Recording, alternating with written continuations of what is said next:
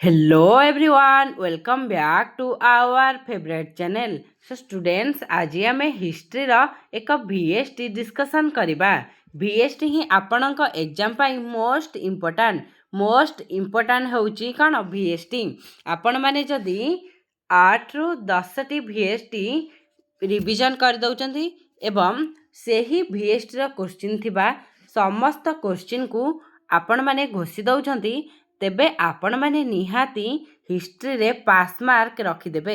पास हबार मुख्य मूल मंत्र हेउची VST। कौन ना मूल मंत्र हेउची VST। आपण माने निहाती VST क्लास को अटेंड करंतु एवं प्रत्येक VST रे क्वेश्चन मोस्ट इम्पोर्टेंट ताकू ही डिस्कशन करंतु एवं आपणक जो सिलेक्शन क्वेश्चन आपण मानक प्रदान करा जायछि ताकू मध्य आपण माने निहाती पढ़ंतु एवं आउ टाइम वेस्ट करबानी चलंतु जीवा देखि नबा। फास्ट क्वेश्चन कौन अच्छी ये आम MCQ 21 टी आसूची। फास्ट क्वेश्चन रही कलिंगर राजधानी नाम कौन थिला?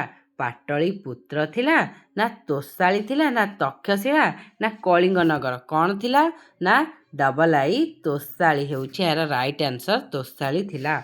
नेक्स्ट रही किए रोमक सिद्धांत रचना करथिले? बराह मिहिर ना लाट देव ना आर्यभट्ट ना ब्रह्मगुप्त किए करथिले ना डबल आई लाट देव करथिले।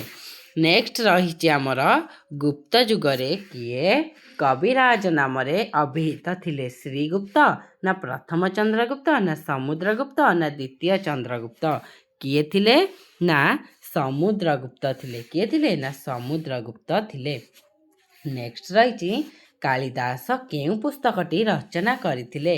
रघुवंशम ना राज तरंगिणी ना हर्षचरित ना शिशुपालम कौन करथिले ना रघुवंशम करथिले?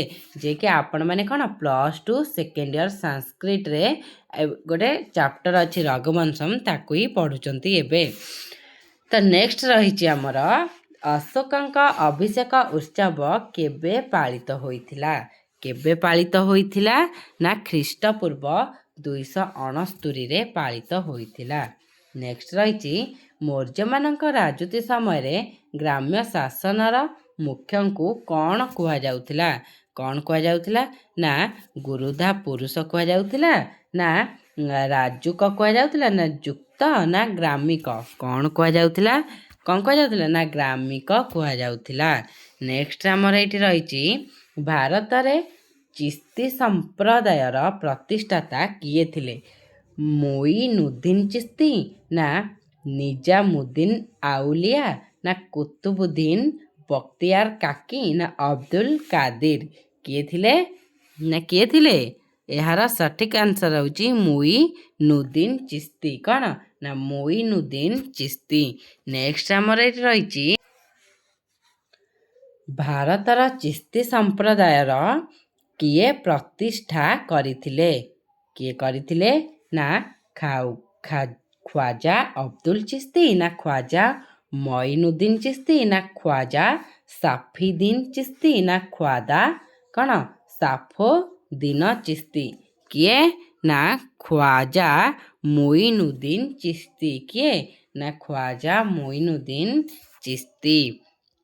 नेक्स्ट रही स्पेलिंग मिस्टेक है मोइनुद्दीन हम रही आलमगिरी नामारू केउ शासकंकर राजत्व इतिहास विषय जना पड़ी थाए? बलबन ना अलाउद्दीन खिलिज ना अकबर ना औरंगजेब कौन ना यार राइट आंसर हेउची औरंगजेब। कौन ना औरंगजेब।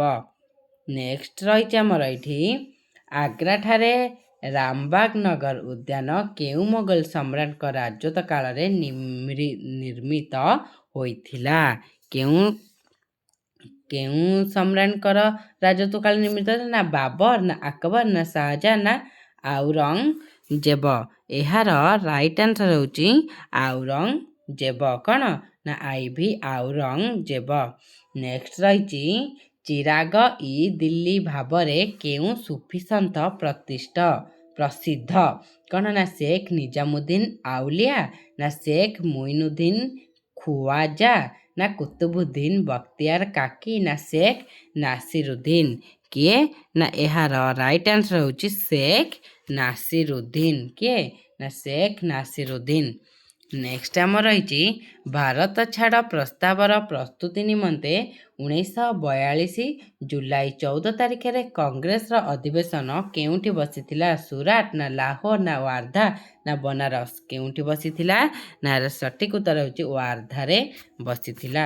ନେକ୍ସଟ ରହିଛି ବଙ୍କିମଚନ୍ଦ୍ର ତାଙ୍କ ଉପନ୍ୟାସ ଆନନ୍ଦ ମଠରେ କେଉଁ ବିଦ୍ରୋହ ଉପରେ ସମ୍ୟକ ସୂଚନା ଦେଇଛନ୍ତି? ସନ୍ନ୍ୟାସୀ ନା ସିପାହୀ ନା ଖୋର୍ଦ୍ଧା ନା ନୀଳଗିରି? କିଏ? ନା ଏହାର ରାଇଟ୍ ଆନ୍ସର ହେଉଛି ସନ୍ନ୍ୟାସୀ। କ'ଣ? ନା ସନ୍ନ୍ୟାସୀ। ନେକ୍ସଟ ରହିଛି ଓଡ଼ିଶାର ଇଞ୍ଚୁଡ଼ିଠାରେ କିଏ ପ୍ରଥମେ ଲବଣ ଆଇନ ଭଙ୍ଗ କରିଥିଲେ? କିଏ କରିଥିଲେ? ନା ଗୋପବନ୍ଧୁ ଚୌଧୁରୀ ନା ଆଚାର୍ଯ୍ୟ ହରିହର ନା ଗୋପବନ୍ଧୁ ଦାସ ନା ହରେକୃଷ୍ଣ ମହତାବ? ଏହାର ରାଇଟ୍ ଆନ୍ସରଟି ହେଇଯାଉଛି ଆମର ଆଚାର୍ଯ୍ୟ ହରିହର।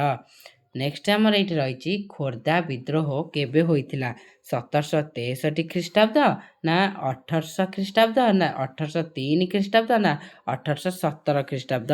ଏହାର ସଠିକ୍ ଉତ୍ତର ହେଉଛି 1817 ଖ୍ରୀଷ୍ଟାବ୍ଦ। ନେକ୍ସଟ ଆମର ଏଇଠି ରହିଛି ମଣ୍ଟେଗୁ ଚେମସଫୋର୍ଡ ଶାସନ ସଂସ୍କାର ଆଇନ କେଉଁ ବର୍ଷ ଗୃହୀତ ହୋଇଥିଲା? କ'ଣ? ନା 1909 ଖ୍ରୀଷ୍ଟାବ୍ଦ ନା 1919 ଖ୍ରୀଷ୍ଟାବ୍ଦ ନା 1935 ଖ୍ରୀଷ୍ଟାବ୍ଦ ନା 1947 ଖ୍ରୀଷ୍ଟାବ୍ଦ? ଏହାର ସଠିକ୍ ଉତ୍ତର ହେଉଛି 1919 ଖ୍ରୀଷ୍ଟାବ୍ଦ। ନେକ୍ସଟ ରହିଛି କେଉଁ ଓଡ଼ିଆ ମହିଳା ଭାରତୀୟ ଜାତୀୟ କଂଗ୍ରେସର ଏକ ଅଧିବେଶନରେ ପ୍ରଥମ ଭାଷଣ ଦେଇଥିଲେ? ରମା ଦେବୀ ନା ସାରଳା ଦେବୀ ନା ମାଳତୀ ଦେବୀ ନା ପାର୍ବତୀ ଦେବୀ? କିଏ ଦେଇଥିଲେ? ନା ଏହାର ସଠିକ୍ ଉତ୍ତରଟି ହେଉଛି କ'ଣ? ନା ସାରଳା ଦେବୀ। କ'ଣ? ନା ସାରଳା ଦେବୀ। ଷ୍ଟୁଡେଣ୍ଟସ୍, ଆପଣମାନଙ୍କ ପାଇଁ ଗୋଟେ ମୋଷ୍ଟ ଇମ୍ପୋର୍ଟାଣ୍ଟ ପ୍ରଶ୍ନ ହେଉଛି ରମା ଦେବୀ, ସାରଳା ଦେବୀ, ପାର୍ବତୀ ଦେବୀ, ମାଳତୀ ଦେବୀ, ଏହି ତିନିଟାକୁ 3 ମାର୍କିଆ ପ୍ରାକ୍ଟିସ୍ କରିକି ଯାଇଥିବ। ନିହାତି ଆପଣଙ୍କର କ'ଣ 3 ମାର୍କିଆ ଗୋଟେ ବାଜିବାର ଚାନ୍ସ 99% ଅଛି। ତ ନେକ୍ସଟ ଆମେ ଦେଖିବା ଓଡ଼ିଶାରେ ମା ନାମରେ କିଏ ପରିଚିତ? ରମା ଦେବୀ ନା ମାଳତୀ ଦେବୀ ନା ସାରଳା ଦେବୀ ନା କୁନ୍ତଳା କୁମାରୀ ସାବତ? କିଏ? ନା ଏହାର ସଠିକ୍ ଉତ୍ତର ହେଉଛି ରମା ଦେବୀ। କିଏ? ନା ରମା ଦେବୀ। ନେକ୍ସଟ ରହିଛି ଉତ୍କଳ ସମ୍ମିଳନୀ କିଏ ପ୍ରତିଷ୍ଠା କରିଥିଲେ? ମଧୁସୂଦନ ଦାସ ନା ଗୋପବନ୍ଧୁ ଦାସ ନା ମାଳତୀ ଚୌଧୁରୀ ନା ରମା ଦେବୀ? କିଏ କରିଥିଲେ? ଏହାର ସଠିକ୍ ଉତ୍ତର ହେଉଛି ମଧୁସୂଦନ ଦାସ। କ'ଣ? ନା ମଧୁସୂଦନ ଦାସ। ନେକ୍ସଟ ରହିଛି ଅନୁଗୁଳରେ ବାଜିରାଉତ ଛାତ୍ରାବାସ କିଏ ସ୍ଥାପନ କରିଥିଲେ? ମାଳତୀ ଦେବୀ ନା ସାରଳା ଦେବୀ ନା ରମା ଦେବୀ ନା ଗୋପବନ୍ଧୁ ଦାସ? କିଏ କରିଥିଲେ?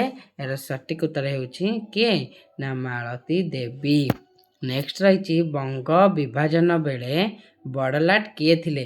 ଲର୍ଡ ଡଫିନ୍ ନା ଲର୍ଡ ଇରୱିନ୍ ନା ଲର୍ଡ କର୍ଜନ ନା ଲର୍ଡ ଲିଥଗୋ? ଏହାର ରାଇଟ୍ ଆନ୍ସର ହେଉଛି ଲର୍ଡ କର୍ଜନ। କିଏ? ନା ଲର୍ଡ କର୍ଜନ। ଏବେ ଆମେ ଗ୍ରୁପ ବିର ଦେଖିନେବା 2 ମାର୍କ କୋଶ୍ଚିନ୍। ଆମେ କୋଶ୍ଚିନ୍ ଆନ୍ସର କରିଦେବା, କାରଣ ଆନ୍ସର ଡିସ୍କସନ୍ କଲେ ଆପଣମାନଙ୍କର କ'ଣ ଟାଇମ୍ ବହୁତ ୱେଷ୍ଟ ହେବ। ଆପଣମାନେ କୋଶ୍ଚିନ୍ ଦେଖିକି ଆନ୍ସର ପ୍ରାକ୍ଟିସ୍ କରନ୍ତୁ। ଏ ଅଛି ତାରାନାଥ କିଏ? କଳିଙ୍ଗର ନାଗମାନଙ୍କ ବିଷୟରେ ସେ କ'ଣ ଲେଖିଥିଲେ? ନେକ୍ସଟ ରହିଛି ପଞ୍ଚମହାବ୍ରତ କ'ଣ? ନେକ୍ସଟ ରହିଛି ଗୁପ୍ତ ଯୁଗର ମୃଣ୍ମୟ କଳା ବିଷୟରେ କ'ଣ ଜାଣ? ଏହାପରେ 3 ନମ୍ବର ରହିଛି 2 ମାର୍କିଆ ଆଉ 2ଟି କ'ଣ? ନା ଗୁଲବଦନ ବେଗମ କିଏ? ତାଙ୍କ ଦ୍ୱାରା ରଚିତ ପୁସ୍ତକଟି କ'ଣ? ନେକ୍ସଟ ରହିଛି ଇସଲାମ ଧର୍ମର 3ଟି ମୁଖ୍ୟ ଆଦର୍ଶ କାହିଁକି ଅବଲମ୍ବନ କରାଯିବ? ନେକ୍ସଟ ରହିଛି ଅମିର ଉଲ୍ ମୋମିନ କିଏ? ଏହାର କ'ଣ ମାନେ 4ଟି ପଡ଼ିଥିବ, ଆପଣମାନେ 2ଟି କରିବେ। ନେକ୍ସଟ ରହିଛି ଚିହିଲମ କ'ଣ? ନେକ୍ସଟ ରହିଛି ଏଠି ଆମର 4 ନମ୍ବର ରହିଛି, ଯେକୌଣସି 2ଟିର ଉତ୍ତର ଦେବେ। ନାରାୟଣ ଅଛି ନାରାୟଣ ପରମଗୁରୁ ଓ ପିଣ୍ଡିକି ବାହୁବଳେନ୍ଦ୍ର କିଏ ଥିଲେ? ନେକ୍ସଟ ରହିଛି ପ୍ରଥମ ଗୋଲ ଟେବୁଲ ବୈଠକ କେବେ ଓ କେଉଁଠାରେ ଅନୁଷ୍ଠିତ ହୋଇଥିଲା? ଏଥିରେ କିଏ ଓଡ଼ିଶାକୁ ପ୍ରତିନିଧିତ୍ୱ କରିଥିଲେ? ନେକ୍ସଟ ରହିଛି ସାମନ୍ତ ସନ୍ଧି ପ୍ରଥା କ'ଣ? ନେକ୍ସଟ ରହିଛି ଯେକୌଣସି ଗୋଟିଏ ପ୍ରଶ୍ନର ଉତ୍ତର ଦିଅ। 40 ରୁ 50ଟି ଶବ୍ଦ ମଧ୍ୟରେ 2ଟି ପଡ଼ିଥିବ ଗୋଟେ ଦେବେ। କ'ଣ ରହିଛି? ଏ ଅଛି ବାଳ ଗଙ୍ଗାଧର ତିଲକ, ମାନେ ଏଇଟା ବାଲ ହେବ, ଏଠି ସ୍ପେଲିଂ ମିଷ୍ଟେକ୍ ହେଇଯାଇଛି। ବାଲ ଗଙ୍ଗାଧର ତିଲକ ଦ୍ୱାରା ସମ୍ପାଦିତ 2ଟି ପତ୍ରିକାର ନାମ ଉଲ୍ଲେଖ କର। ନେକ୍ସଟ ରହିଛି ଇଂରାଜୀମାନେ କାହିଁକି ଶୈଳନିବାସ ସ୍ଥାପନ କରିଥିଲେ। ନେକ୍ସଟ ଆମର ଏଇଠି ରହିଛି 6 ନମ୍ବର ଗ୍ରୁପ ସି ରହିଛି।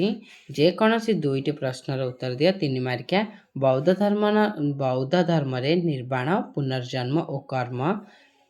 ନେକ୍ସଟ ରହିଛି ଗୌତମ ବୁଦ୍ଧଙ୍କ ଜନ୍ମ ବୃତ୍ତାନ୍ତ। ନେକ୍ସଟ ରହିଛି ଗୁପ୍ତ ଯୁଗରେ ନାଟକ ବିଷୟରେ ଆପଣମାନେ ଲେଖିବେ। ନେକ୍ସଟ ରହିଛି ଏଇଠି 7 ନମ୍ବର, ଏ ଅଛି ଦିଲ୍ଲୀ ସୁଲତାନି ସମୟ ସାମାଜିକ ଗଠନ ପ୍ରଣାଳୀ। 3 ମାର୍କିଆ, 2ଟି କରିବେ, 4ଟି ପଡ଼ିଥିବ। ବି ରହିଛି ଦିନ୍ ଇ ଇଲାହିର ନୀତି ଗୁଡ଼ିକ। ସି ରହିଛି ମୋଗଲ ଯୁଗରେ ସମାଜରେ ନାରୀର ସ୍ଥାନ। ଡି ରହିଛି ବର୍ନିୟରଙ୍କ ମତରେ ନାରୀ ଓ କ୍ରୀତଦାସଙ୍କ ଅବସ୍ଥା। ନେକ୍ସଟ ଆହୁରି ରହିଛି 3 ମାର୍କିଆ, 2ଟି କରିବେ ଆପଣମାନେ, 4ଟି ପଡ଼ିବ। ନେକ୍ସଟ ରହିଛି ଏ ରହିଛି ଓଡ଼ିଶାରେ ଅସହଯୋଗ ଆନ୍ଦୋଳନ ସମୟରେ ଜାତୀୟରେ ବିଦ୍ୟାଳୟ ଆଶ୍ରମ ପ୍ରତିଷ୍ଠା। ବି ରହିଛି ଜାଲିଆନାବାଗ ଗଣହତ୍ୟା। ସି ରହିଛି ମହାରାଣୀ ଭିକ୍ଟୋରିଆଙ୍କ ଘୋଷଣା ପତ୍ର। ନେକ୍ସଟ ଆମର ଏଇଠି ରହିଛି ଯେକୌଣସି ଗୋଟିଏ ପ୍ରଶ୍ନର ଉତ୍ତର ଦେବେ। ଓଡ଼ିଶାରେ ସ୍ୱାଧୀନତା ସଂଗ୍ରାମରେ ରମାଦେବୀଙ୍କ ଭୂମିକା। ବି ରହିଛି ମଧୁବାବୁଙ୍କ ବ୍ୟବସ୍ଥାପକ ରୂପେ କାର୍ଯ୍ୟାବଳୀ। ତ ଏଇଠି 8 ମାର୍କିଆ, ଆପଣମାନେ 3ଟି କରିବେ। ଦେଖନ୍ତୁ କ'ଣ ରହିଛି, କେତୋଟି ନା 300 ରୁ 350ଟି ଶବ୍ଦ ମଧ୍ୟରେ ଆପଣମାନେ ଦେବେ। ଏ ରହିଛି କଳିଙ୍ଗ ଯୁଦ୍ଧ ଉପରେ ଏକ ବିବରଣୀ ପ୍ରଦାନ କର। ମୋଷ୍ଟ IMP ଇମ୍ପୋର୍ଟାଣ୍ଟ କୋଶ୍ଚିନ୍ କ'ଣ ନା କଳିଙ୍ଗ ଯୁଦ୍ଧ। ହୁଏତ ଆପଣମାନଙ୍କର ଲଙ୍ଗ କୋଶ୍ଚିନ୍ ପଡ଼ିପାରେ, ଲଙ୍ଗ କୋଶ୍ଚିନ୍ ନ ପଡ଼ିଲେ 2 ମାର୍କିଆ 3 ମାର୍କିଆ ମଧ୍ୟ ସେଇ ବେସିକ୍ର ପଡ଼ିପାରେ। ପ୍ରାଚୀନ ଭାରତ ଇତିହାସରେ ଗୁପ୍ତ ଯୁଗକୁ ସୁବର୍ଣ୍ଣ ଯୁଗ ବୋଲି କାହିଁକି କୁହାଯାଇଥିଲା? ଏହା ଥିଲା B ନମ୍ବର କୋଶ୍ଚିନ୍। ସି ରହିଛି ଆଇନମାନ୍ୟ ଆନ୍ଦୋଳନରେ ଓଡ଼ିଶାର ଭୂମିକା ଆଲୋଚନା କର।